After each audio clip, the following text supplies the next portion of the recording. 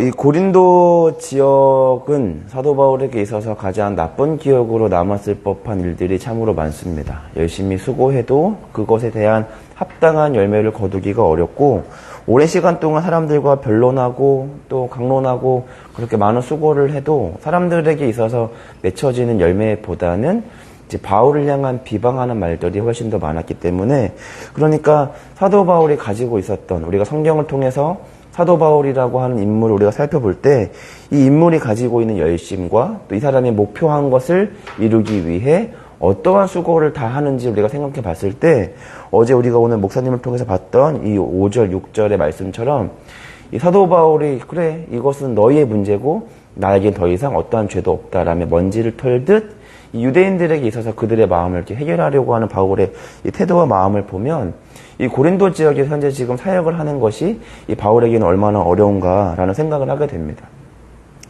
그래서 어쩌면 오늘 이 8절과 9절의 이 본문 말씀이 없었다면 사도 바울은 고린도 지역에 오래 머물러야 할 이유를 찾지 못했을 겁니다. 아무리 가르치고 수고하고 복음을 전해도 사람들은 사도 바울의 말씀에 귀 기울이지 않기 때문에 더 이상 이 지역에서는 내가 할 수 있는 것이 없구나라고 생각을 했을 수도 있습니다.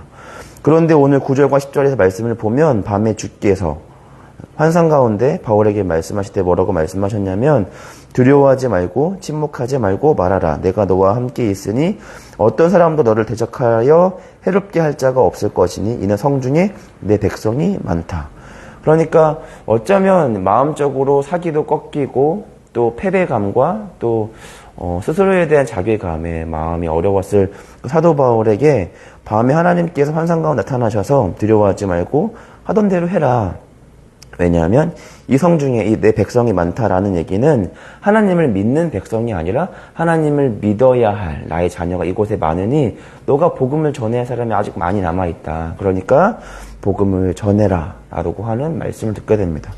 그리고 사도 바울은 11절에서 나오는 것처럼 1년 6개월을 더 머물며 그들 가운데서 하나님의 말씀을 가르치기로 결정을 했습니다. 1년 6개월을 더 해야겠다라기보다 결론적으로 말씀을 다 가르쳤던 기간이 1년 6개월이 되었다. 이렇게 우리가 볼 수 있을 것 같은데, 그러니까 사실은 열매도 없고 수고한 만큼 어떤 일에 대한 만족감이 없는 그 현장에서 1년 6개월을 하나님의 말씀을 순종하며 열심히 수고한 사도 바울의 모습입니다. 그러니까 어쩌면 사도 바울 입장에서는 한 가지가 궁금했을 겁니다. 그러니까 다른 지역보다도 특별히 하나님께서 자신을 고린도 지역에 머물게 하신 이유와 하나님의 백성, 복음을 전해야 하는 많은 백성이 있다라는 것을 자신에게 말씀하셨을 때 하나님은 자신을 통하여 어떤 결론과 어떠한 결과를 자신에게 보여주실 것인가에 대한 나름 이 절망감을 넘어 이 하나님이 우리 가운데 허락하실, 사도 바울에게 허락하실 그 기대감에 좀 기대했을지 모르겠습니다. 그리고 오늘 우리가 기억하는 이 본문과 또 우리가 앞으로 나중에 보게 되는 이 고린도서에 이 고린도 교회가 세워지게 됩니다. 우리가 잘 알고 있는 것처럼 이 사도 바울의 이 고린도 사역이 과연 어떠한 열매를 맺었는가라고 보면, 우리가 알고 있는 것처럼 고린도 전후서를 통하여 그 모습에 있는 고린도 교회가 등장하게 됩니다. 성경에서 고린도 교회가 어떤 교회입니까? 라고 물어보면 다양하게 해석할 수 있겠지만 딱 한 가지 특징적인 것이 바로 뭐가 있냐면 다양한 하나님의 은사가 굉장히 많았던 교회. 그래서 그 은사들이 때로는 서로의 은사가 뭐가 더 중요하냐라고 중요성에 부각될 만큼 부딪혔을 만큼 하나님의 은사가 굉장히 많았던 곳이었습니다. 그러니까 아마도 이 사도 바울의 변론과 강론으로는 이 복음이 전파되지 않자 하나님께서 어떤 초월적이고 신비한 성령의 은사를 증언하는 방법들을 통해서 고린도 지역에 하나님을 증거하셨던 것 같습니다. 사도행전 초창기 때 보면 사람들, 다양한 지역에서 이제 예루살렘으로 안식일을 지키기 위해 모였던, 6월절을 지키기 위해 모였던 사람들이 그 마가의 다락방에 모여 각자 다른 언어대로 기도하고 있는 이 사람들을 보면 사람들이 놀랐던 것처럼 이 초월적이고 신비한 어떤 이 현상을 통해서 하나님은 하나님을 증명하셨던 것으로 보입니다. 고린도전서 1장 4절과 9절을 제가 여러분들에게 읽어드리겠습니다. 그리스도 예수 안에서 너희에게 주신 하나님의 은혜로 말미암아 내가 너희를 위하여 항상 하나님께 감사하노니 이는 너희가 그 안에서 모든 일 곧 언변과 모든 지식의 풍족함으로 그리스도의 증거가 너희 중에 견고하게 되어 너희가 모든 은사의 부족함이 없이 우리 주 예수 그리스도의 나타나심을 기다림이라. 주께서 너희를 우리 주 예수 그리스도의 날에 책망할 것이 없는 자로 끝까지 견고하게 하시리라. 너희를 불러 그의 아들 예수 그리스도 우리 주와 더불어 교제하게 하시는 하나님은 미쁘시도다. 아멘. 그러니까 사도 바울이 고린도전서를 통하여 그 다양한 은사, 풍족한 지식과 은혜가 이 고린도 교회에 있는 이유는 바로 뭐냐면 그리스도의 날, 예수님이 다시 오시는 그 재림의 날까지 우리를 책망할 것이 없는 믿음의 견고한 상태로 만들기 위함이다라고 하는 거죠. 그러니까 사도 바울의 복음을 전했는데 그 복음을 듣고 이 고린도 사람들은 믿음으로 잘 반응하지 못했습니다. 그래서 하나님은 사도 바울에게 더 남아있어라 라고 했고 그 가운데 하나님을 초원적이고 신비한 하나님의 다양한 은사들을 통하여 증언하심으로 하나님께서 목적하시는 바는 뭐냐면 그 예수님이 다시 오시는 그날까지 고린도 교회 사람들이 믿음으로 말미암아 책망받을 것이 없는 높은 수준의 믿음의 경지를 도달시키기 위해 그들에게 은사를 허락하셨다라고 하는 겁니다. 그러니까 하나님의 은사나 말씀을 듣는 것, 또 예배를 드리는 것의 모든 것에 대한 결론은 목적은 바로 뭐냐면 우리의 믿음이 우리의 신앙적 경지가 예수님이 다시 오셨을 때 우리를 바라봤을 때 책망할 것이 없는 믿음의 상태를 유지하기 위함이다라고 하는 거죠. 그러니까 우리는 가끔 이런 어떤 이 고린도 교회나 사도행전 초창기에 등장했던 성령의 은사들이 우리는 어떤 신앙적 경지로 우리는 추측하거나 또 그렇게 바라볼 때가 많이 있습니다. 그래서 아픈 사람을 위해서 기도하면 기도가 한 번에 나은 사람이 뭔가 영성이 있다고 생각을 하고 미래를 앞 내다보는 예언적 은사를 가지고 있는 사람이 높은 수준의 신앙을 가지고 있다고 생각할지 모르겠지만 고린도 교회와 오늘 사도행전 18장의 말씀을 통해서 우리가 보면은 하나님의 은사가 고린도 교회에 허락된 이유는 단 한 가지입니다. 사도 바울의 설교에 은혜를 받거나 그들이 하나님의 말씀을 듣지 못하기 때문에 하나님은 이런 초월적이고 신비한 현상과 성령의 은사들을 통해 하나님을 증언하셨고 하나님께서 이런 다양한 초월적인 현상을 통하여 하나님을 증언하시는 이유는 고린도 교회가 특별하거나 고린도 교회를 더 사랑해서가 아니라 오늘 이 고린도전서에 오늘 제가 방금 말씀드렸던 것처럼 그리스도의 날까지 책망할 것이 없는 자로 견고하게 하기 위한 것이지 고린도 교회를 더 사랑하거나 지하차치를 더 사랑해서 성령의 은사가 있는 것이 아닙니다. 그러니까 오늘 여러분들이 만약에 여러분들이 말씀을 통하여 은혜 받는다면 어쩌면 여러분들은 고린도 교회 이렇게 표현이 맞을지 모르겠는데 고린도 교회 사람들보다는 조금 더 나은 믿음을 가지고 있는 겁니다. 어떤 방언과 예언의 어떤 신비한 어떤 사건이 아니어도 그냥 말씀 자체를 듣고 읽는 것만으로도 하나님의 뜻을 헤아리며 하나님의 말씀대로 살아가야겠다라고 다짐을 하셨다면 우리는 오늘 이 고린도 교회에 있는 성도들보다는 제가 봤을 때는 높은 수준의 어떤 믿음을 가지고 있는 사람들입니다. 그런데 우리에게 오늘 희망이 되는 이유는 뭐냐면 때로는 목사님 또는 어떤 말씀을 가르치는 자들의 설교가 귀에 닿지 않을 때가 있고 아무리 말씀을 봐도 말씀이 이해가 되지 않고 무슨 말인지 이해가 안 될 때가 있습니다. 그렇게 어떤 이해의 한계에 부딪힐 때에도 하나님은 이렇게 초월적이고 신비한 성령의 은사와 다양한 방법들을 통해 하나님은 자신이 어떤 분이시고 우리가 어떤 자리에 서야 하는지를 반드시 증명하시고 우리를 그 높은 수준으로 반드시 인도하실 분이라고 하는 겁니다. 그래서 우리는 영성 있는 한 사람이 되어야 합니다. 로마서 12장 1절과 2절의 말씀을 보면 우리가 잘 아는 말씀이 나옵니다.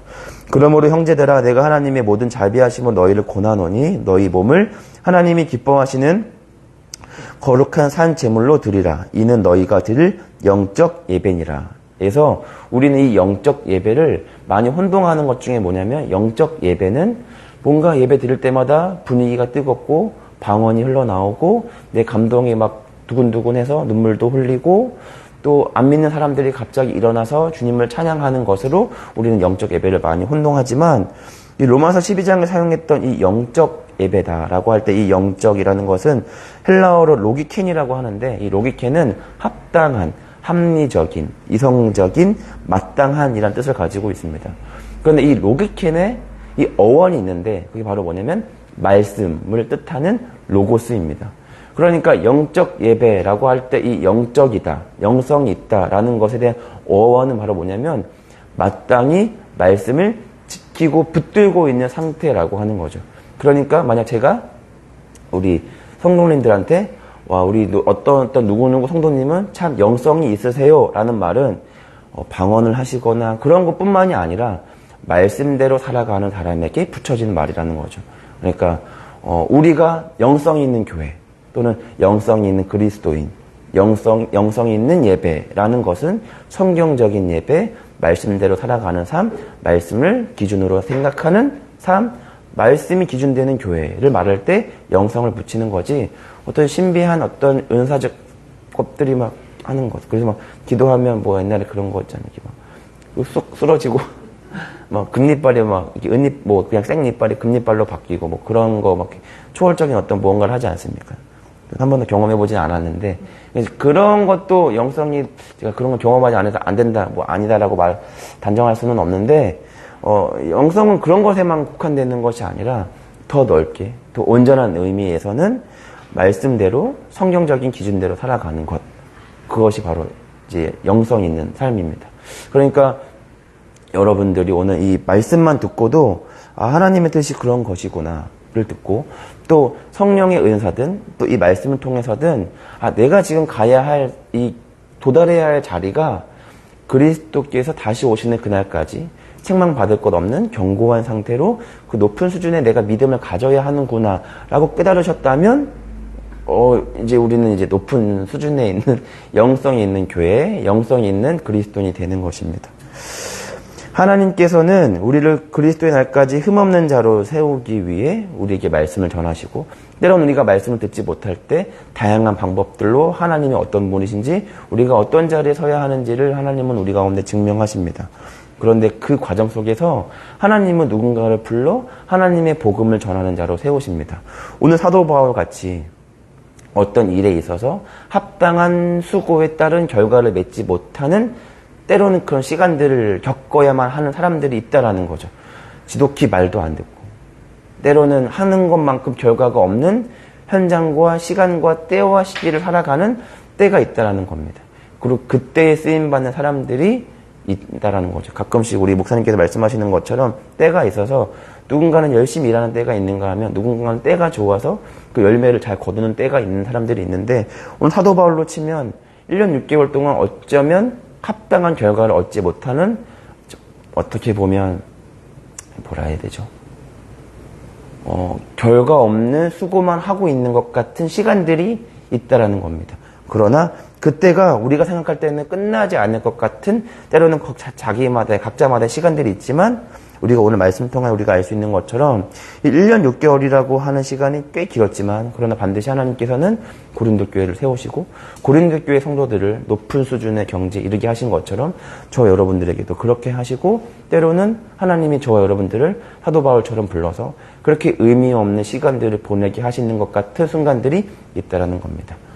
우리가 오늘 사도 바울처럼 누구누구야 두려워하지 말고 침묵하지 말고 말해라. 내가 너와 함께 있고 어떤 사람도 너를 대적하여 해롭게 할 자가 없을 것이니 이 성 중에 아직 복음을 들어야 할 자가 너무 많다. 그런데 그 자를 위하여 수고할 자가 필요한데 나는 너를 택했다. 가서 때로는 결과가 없는 것처럼 보이지만 내가 반드시 때가 되면 거둘 것이니 가서 수고해라. 이렇게 우리를 택하여 부르신다면 우리는 아멘하며 그 자리로 나아가셔야 됩니다. 그럴 때 하나님께서는 저와 여러분에게 사도 바울에게 또는 고린도 교회가 아름다운 결과와 열매를 맺게 하신 것처럼 저와 여러분들을 그 자리에 그 열매를 경험하게 하실 겁니다. 그래서 우리가 은사가 아닌 말씀을 듣는 것으로 목적하지 말고 들음으로 은사를 얻음으로 결국 하나님께서 우리를 세우시고자 하셨던 그리스도의 날까지 책망할 것이 없는 견고한 자리에 서게 하는 그날까지 오늘도 성실히 넘어지지 않고 달려가는 오늘 하루가 되시기를 간절히 소망합니다. 우리 기도하겠습니다. 하나님 감사합니다. 하나님께서는 이 다양한 초월적이고 신비한 방법들 그리고 또 하나님의 거룩한 전도자들을 통하여 복음을 전하시며 하나님이 어떤 분이신지 우리가 어떤 자리에 서야 하는지를 오늘도 우리에게 증명하십니다.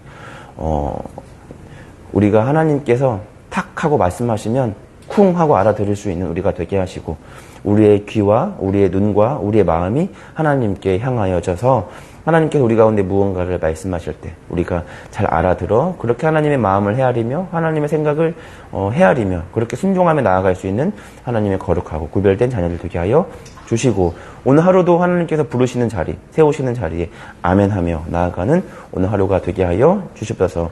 이 모든 말씀 살아계신 예수님의 이름으로 기도합니다. 아멘. 이 시간에 우리 같이 기도하겠습니다.